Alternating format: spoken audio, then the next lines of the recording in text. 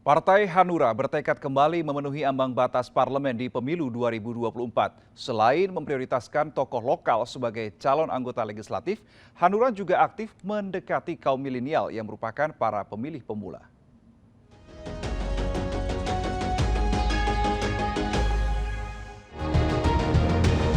Rakyat sekarang udah pinter. 67% milenial itu yang akan memilih.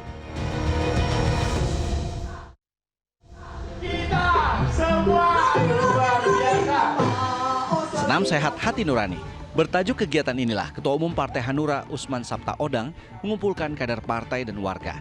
Salah satunya seperti yang dilakukan di Pontianak, Kalimantan Barat dengan ikut menghadirkan calon presiden Ganjar Pranowo dan pasangannya Mahfud MD. Usman Sabta berhasil mengumpulkan puluhan ribu orang. Di pemilu 2024, Partai Hanura memang mendukung pasangan Ganjar Mahfud. Sejak terpilih sebagai ketua umum di tahun 2016, ini kali kedua Oso membawa Partai Hanura mengikuti pemilu. Namun di pemilu 2019, perolehan suara Partai Hanura gagal memenuhi ambang batas parlemen. Partai Hanura hanya mendapat sekitar 2,1 juta suara. Untuk pemilu 2024, Partai Hanura optimistis bisa lolos parliamentary threshold. Sebanyak 580 calon anggota legislatif DPR didaftarkan, di mana 32% diantaranya adalah perempuan. Mereka akan bertarung di 84 daerah pemilihan di seluruh Indonesia. Hampir sebagian besar caleg Partai Hanura yang bertarung bukanlah tokoh nasional. Mereka merupakan pemuka masyarakat di daerahnya masing-masing yang diyakini lebih dikenal pemilih lokal dibanding para caleg yang merupakan tokoh nasional. Kita nggak pakai public figure, karena public figure itu bagaimana kita mengukurnya dia menghasilkan. Tapi kita pakai rakyat sebagai public figure di daerahnya masing-masing.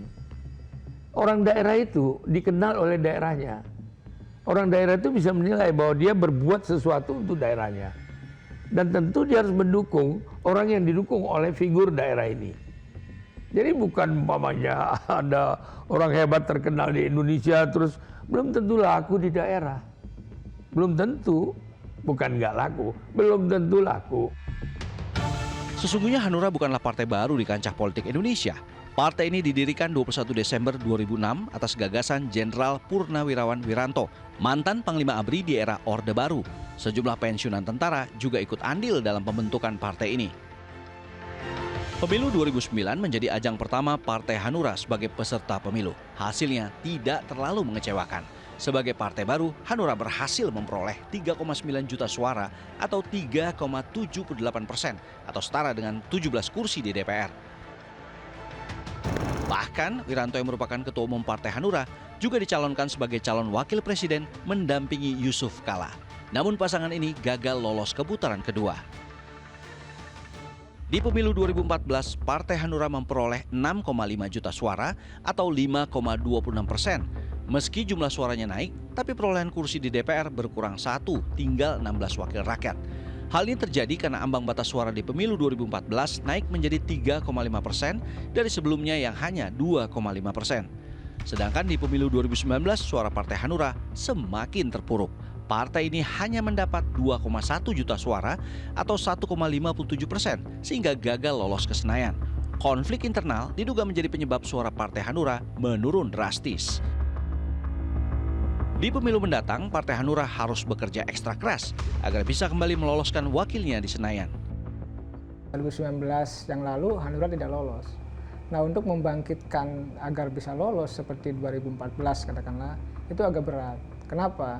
Karena di Hanura sendiri kan sekjennya itu keluar, bergabung dengan partai PKN gitu ya. Artinya di situ saja beberapa kekuatan yang ada di Hanura terpecah terbelah ke PKN.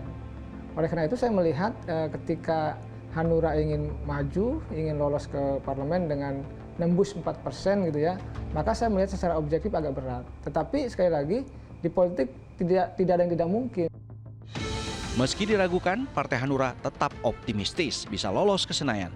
Selain menggandeng tokoh lokal di daerah, Hanura juga gencar mendekati pemilih pemula dan anak muda. Sebagai pemilih mayoritas dalam pemilu 2024, kehadiran pemilih pemula dan anak muda diharapkan bisa mendongkrak kembali suara Partai Hanura. Tim Liputan 6 SCTV melapor.